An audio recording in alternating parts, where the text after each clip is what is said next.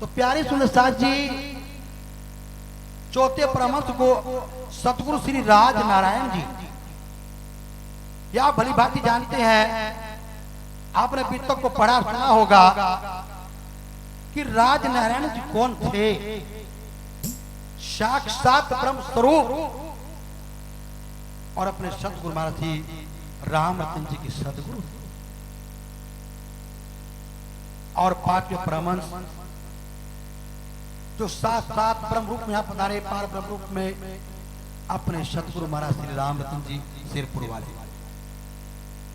तो देखिए हमारी गति वहां से शुरू हो रही है, हमें अपनी गति को जानना जरूर चाहिए कि सिरपुर की गति की स्थापना प्रारंभ शुरुआत कहां से हुई। हम दूर की बात तो करते हैं लेकिन अपनी वास्तविक बात को हम भूल जाते हैं और हमें हमारे धर्माचार्य हमारे संतों के द्वारा उसको उसकी पहचान कराई नहीं जाती, पहचान करानी चाहिए कि वास्तव में कहां से। बोलो श्री सतगुरु महाराज की। अब मैं उनके भाव जो हमारे मुख्य अतिथि जी हैं उनसे उनके भाव रखाऊंगा, वो भी अपने भाव रखेंगे। सतगुरु के चरणों में मन श्री सुनील लाल।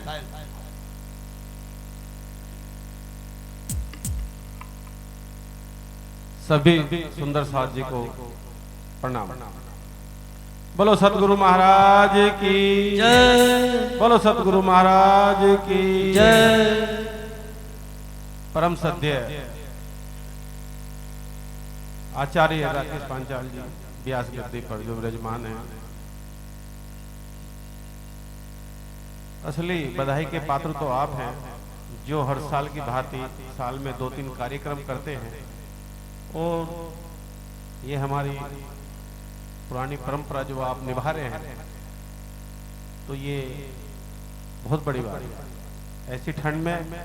और सबसे बड़ी साधुवाद जो हमारे सुंदर साथ जी हैं, ये हैं दूर से आए हैं, इतनी ठंड होने के बावजूद भी तो काफी दूर दूर से अपने मेहमान हैं। तो मैं ये भी साधुवाद है कि इतनी दूर से आने के बावजूद ऐसी ठंड में बहुत काफी कठिन।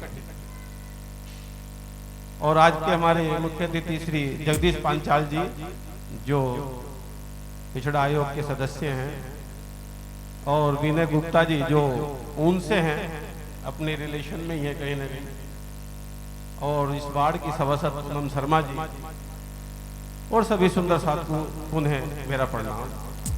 जैसा कि आचार्य जी ने बताया, मेरा भी इसी महीने में जाने का सौभाग्य प्राप्त हुआ, क्योंकि लखनऊ गए हुए थे टिकट की उसमें, तो एक मंत्री जी बोले 2 दिन में समय मिलेगा, तो अपने महात्मा जी साथ में थे, हमने कहा 2 दिन का समय तो हम यहाँ की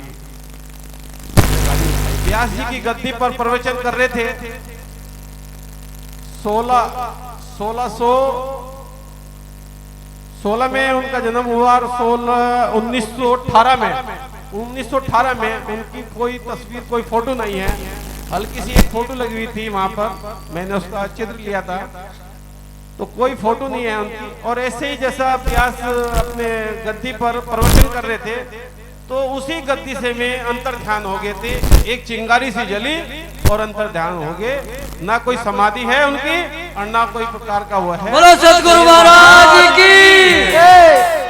तो ऐसी ही अपनी गद्दी पर जाने का सौभाग्य प्राप्त हुआ। वहां से फिर हम कुटुरई जो है दूसरे मंदिर पे वहां गए, तो वहां पे भी हमने दोपहर का भोजन प्रसाद लिया था, तो ऐसा सौभाग्य प्राप्त हुआ। तो साधु संतों से सभी अपने सुंदर साथ जी से भी आग्रह है, कभी आपको मौका लगे तो जाओ। और बड़ा अच्छा वहां के पुजारी में सब ट्रस्टी बहुत अच्छे आदमी हैं, इतने अच्छे आदमी हैं।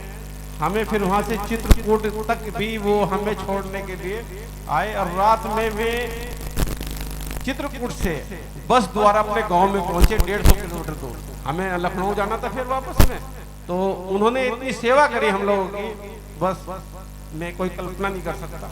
तो ऐसा मेरा जामनगर गद्दी से भी अपना महाराज जी से भी बहुत जुड़ाव है, और महाराज पांचाल जी से तो कई वर्षों से ये हमें मुख्य अतिथि के लायक हम है नहीं, फिर भी ये हमें अपने माध्यम से बुलाते हैं, इनके माध्यम से चरणों में और आप लोगों के दर्शन करने का सौभाग्य प्राप्त होता है।